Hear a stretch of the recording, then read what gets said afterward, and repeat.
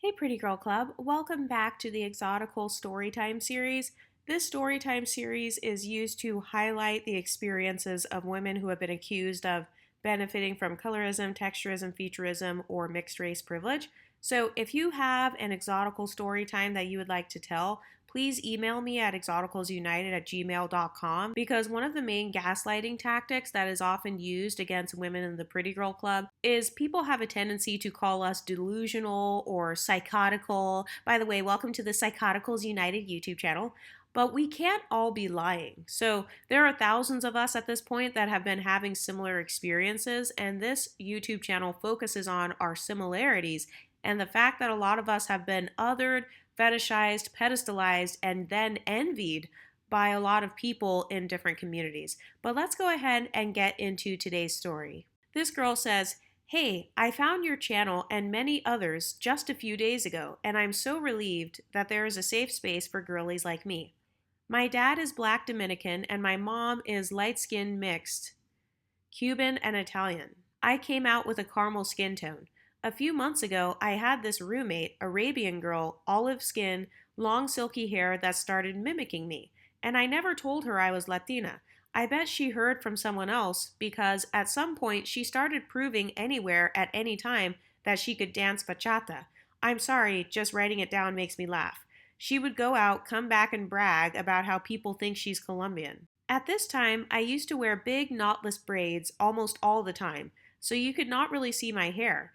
And she would stand up in front of the mirror bragging and shouting about how her hair is so soft and silky and curly wavy. To be honest, I felt triggered, not because of her hair, but because why are you doing that? It's just embarrassing. One day, on my wash day, she came back to my wet hair and me moisturizing it. That's when she realized that I had curls too, somewhat 4A, 4B, and 3C. Since that day, she never bragged about her hair again. But then she started to be on the phone with her friends telling them how she wants to get jumbo braids just like mine. I have a hand tattoo. She started going everywhere saying how hand tattoos are beautiful and how she wanted to get one, and she doesn't have any tattoos. I bought a new pair of Jordans, white and red being my favorite color. When she saw them, she went everywhere again trying to get the exact same pair as me, the exact model and color. When I met her, her clothing was mostly pastels and mine was mostly black and red. Every time she could go on shopping day, she would come back with clothes similar to mine. She started wearing black and red clothes, saying I influenced her. Girl, I did not. You're just trying to be me. And this girl is just the most recent example. Let's not even talk about when she started calling me Caraibos, like the juice. It's like exoticals have that power to make regular things look extraordinary. It's so interesting how most of unambiguous monoracial women try to build their persona off of us, but deeply they can't stand us, but at the same time they love us for who we are. EXO from another exotical. Yep, I'm not surprised at all. A lot of people think that I don't talk about non-black women's jealousy on this channel, but I actually have talked about it multiple times.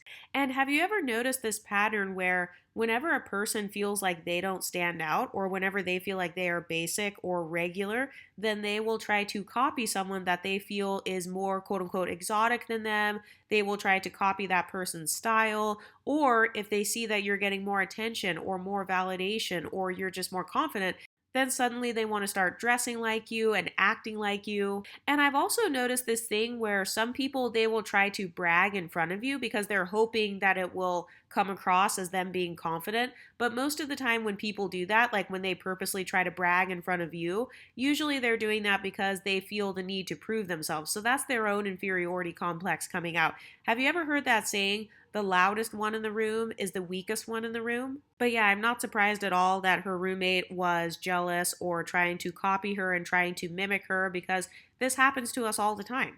And then if we call it out, or if we decide to be cocky about our appearance, or we decide to embrace our appearance, then suddenly we are being racist against others.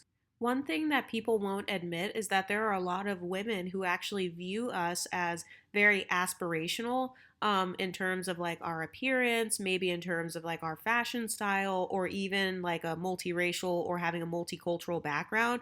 Because I found it interesting how her friend, who has an Arab background, was kind of bragging about how she can do different styles of Latin dance. And I've noticed that even on YouTube, People will brag about how multicultural they are. Meanwhile, you could be a person who comes from a multiracial and multicultural type of background. And I've noticed that oftentimes people do that because they understand the power that comes with being multicultural. They understand the social power that comes with multiculturalism. But has this ever happened to any of you guys here in the Pretty Girl Club? Have you ever had someone try to copy your exact hairstyle, your fashion, trying to dress like you?